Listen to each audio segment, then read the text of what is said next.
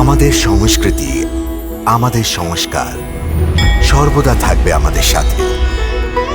ভারতের মহান গ্রন্থ আর কাব্যের সম্পূর্ণ সংকলন।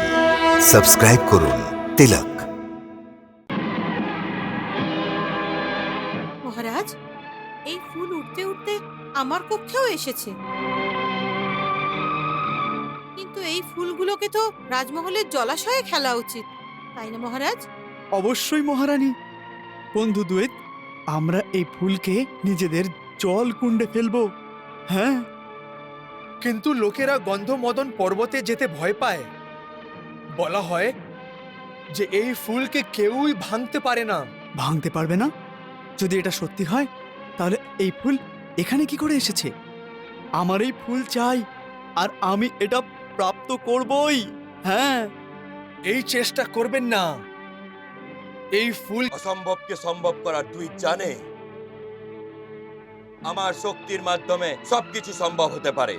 তাহলে আপনি আমাকে এই ফুল এনে দেবেন? মহারানীর ইচ্ছে এবং বাসুদেবের আজ্ঞা অবজ্ঞা কে করতে পারে? আমি গন্ধমাদন পর্বত থেকে এই অদ্ভুত কমলের ফুল নিশ্চয়ই নিয়ে আসবো। যাও দেবিত, শীঘ্রই এই কমল নিয়ে আসো। আমি বুঝতে পারছি যে আপনি এই দিব্য কমলের মাধ্যমে পৌণ্ড্রুককে কিভাবে শাস্তি দেবেন।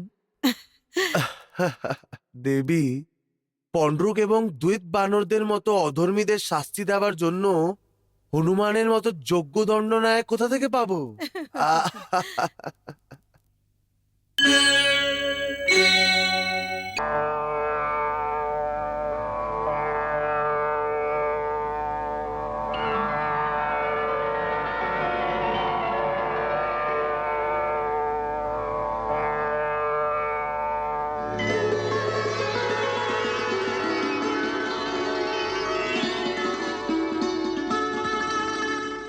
হে প্রভু,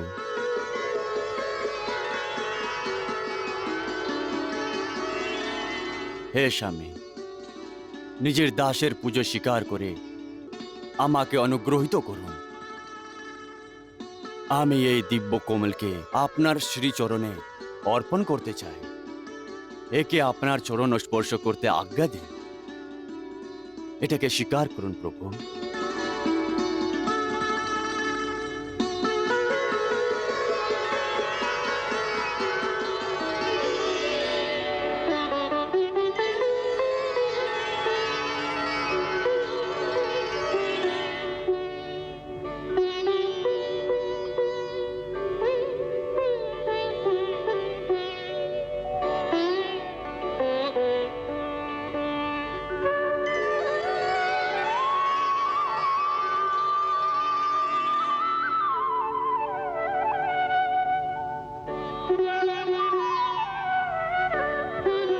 কি হলো প্রভু? আপনি কোন প্রসঙ্গে এত প্রসন্ন হয়ে গেলেন? দেখছো না দেবী, আমার পরম ভক্ত এই দিব্য কমল আমাকে অর্পণ করেছে, যাকে সোঙার সাথেই আমার অন্তর আত্মার মধ্যে একটি সুগন্ধর ঝড় ভরে গেছে। আচ্ছা, নাও দেবী, তুমিও এর আনন্দ নাও। আমি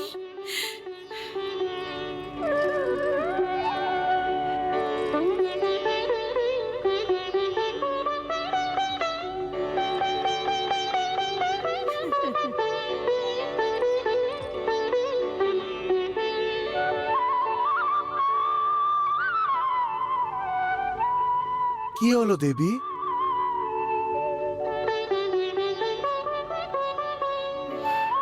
সত্যি প্রভু, এই কমলের সুগন্ধ তো আমার অন্তরের আত্মাকে তৃপ্ত করে দিল। এই ধরনের সুগন্ধ তো স্বর্গের ফুলের মধ্যে হয়। কি করেই বা হতে পারে? আরে এর মধ্যে তো আমার পরম ভক্ত হনুমানের শ্রদ্ধা, স্নেহ এবং আদরের সুগন্ধ মিশে রয়েছে। হনুমান ছাড়া কেউ এই কমলকে ছুতেও পারবে না, যাক ও মানব হোক ইয়া দানব। যার খারাপ সময় আসবে তারাই একে ছোঁয়ার মূর্খতা দেখাবে আর শাস্তিও পাবে, তাই না? এটাই তো আমি করতে যাচ্ছি। এই কমলের মাধ্যমে আমি পন্ডরককে শাস্তি দেব। সেটা কি করে প্রভু? দেবী স্বয়ং নিজের চোখ দিয়ে দেখে নাও।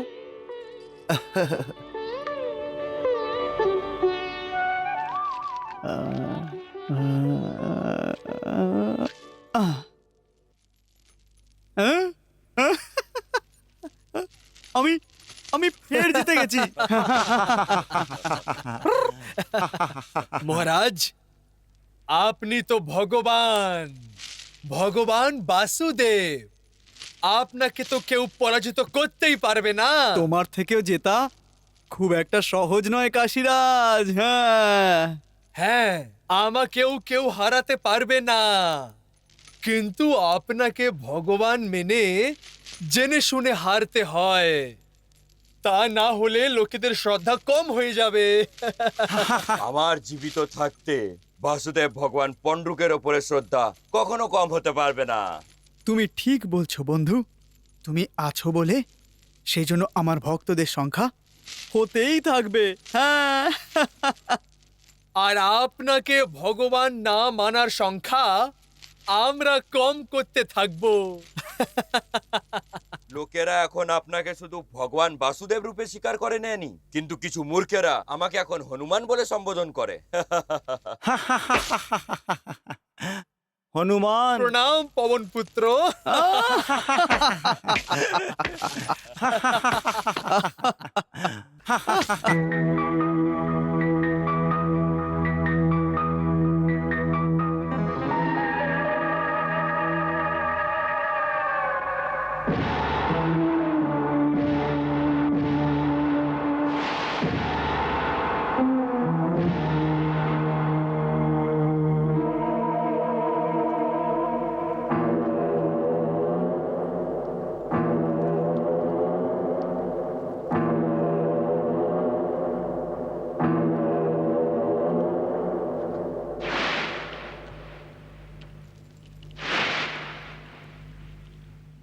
এত অদ্ভুত সুগন্ধ!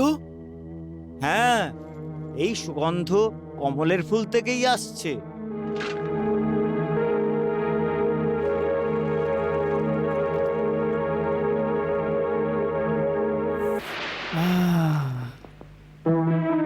এত সুন্দর গন্ধ, আর কমলের ফুল থেকে। বাহ বাহ। হ্যাঁ, এটা কোনো সাধারণ কমলের ফুল না। হ্যাঁ, খোঁজ নাও এই কমলের ফুল কোন সরোবরে আছে। হ্যাঁ,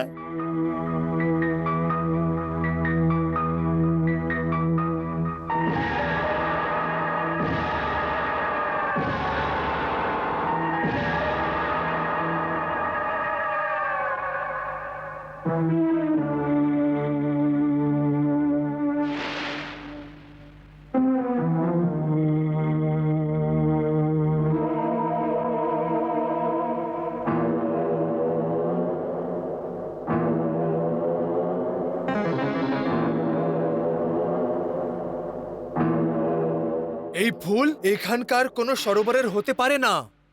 শুনেছি গন্ধমাদন পর্বতে একটি দিব্য সরোবর আছে, যেখানে এই কমলের ফুল ফুটে। গন্ধমাদন পর্বতে?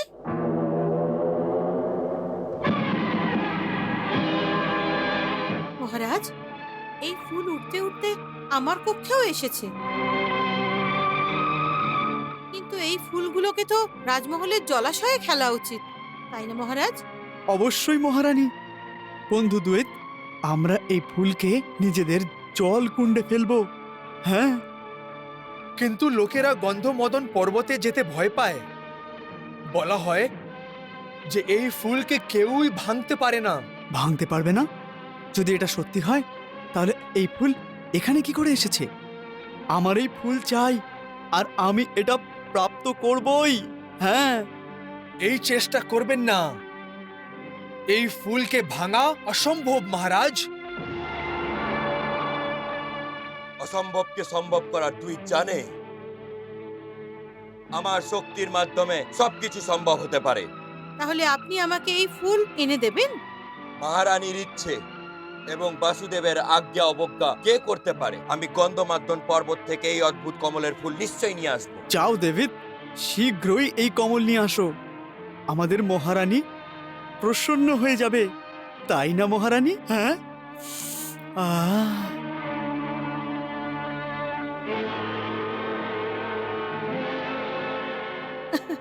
প্রভু, এখন আমি বুঝতে পারছি যে আপনি এই দিব্য কমলের মাধ্যমে পৌণ্ড্রুককে কিভাবে শাস্তি দেবেন। দেবী, পন্ডরুক এবং দ্বৈত বানরদের মতো অধর্মীদের শাস্তি দেওয়ার জন্য হনুমানের মতো যোগ্য দণ্ডনায়ক কোথা থেকে পাবো?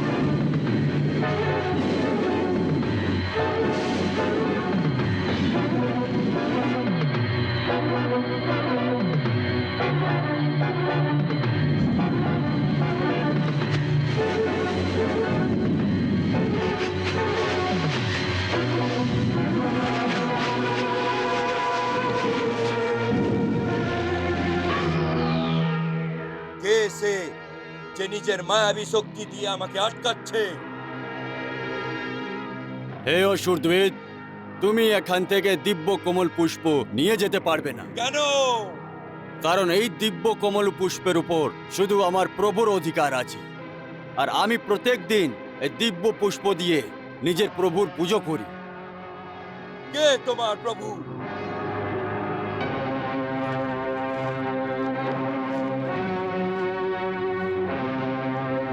প্রভু শ্রী রাম।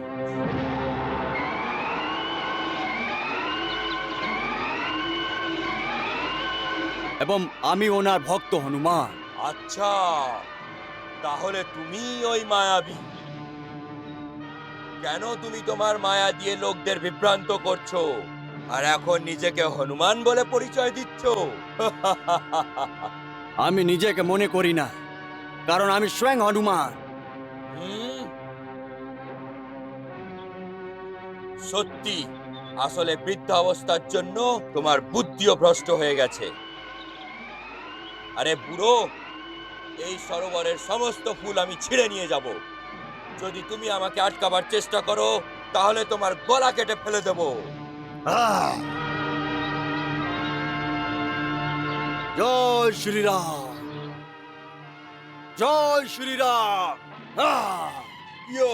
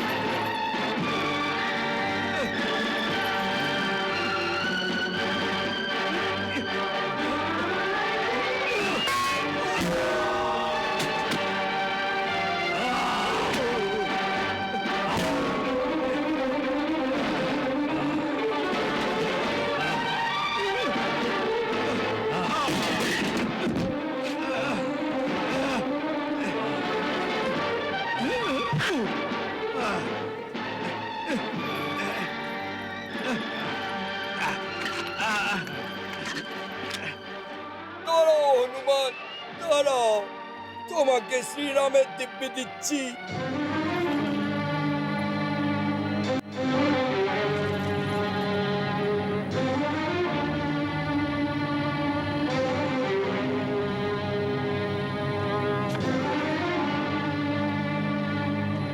হে প্রভু, এটা ভালো সুযোগ। আপনার সংকেত অনুযায়ী আমি ওই অসুরকে ছেড়ে দিচ্ছি। এই ভাণ্ড অবশ্যই প্রতারিত করবে আর আমাকে বন্দি বানিয়ে নিয়ে যাবে। এই বাহানায় আমি এর সাথে চলে যাব আর পণ্ডুরেকের কাছে পৌঁছে ওকে শেষবারের মতো সতর্ক করে দেব।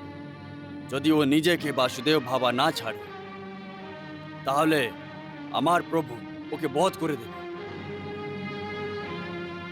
আমায় আজ্ঞা দিন।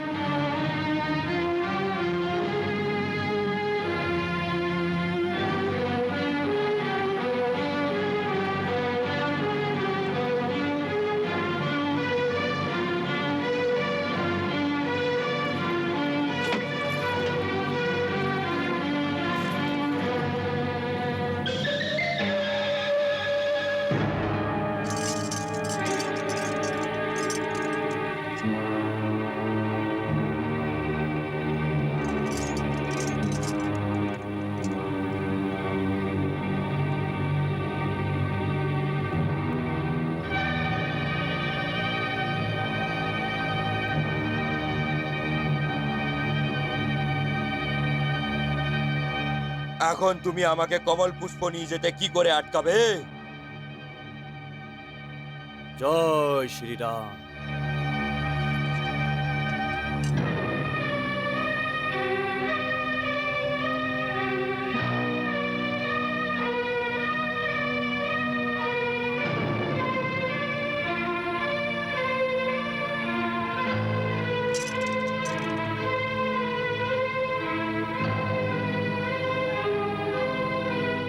তুমি মায়াবী।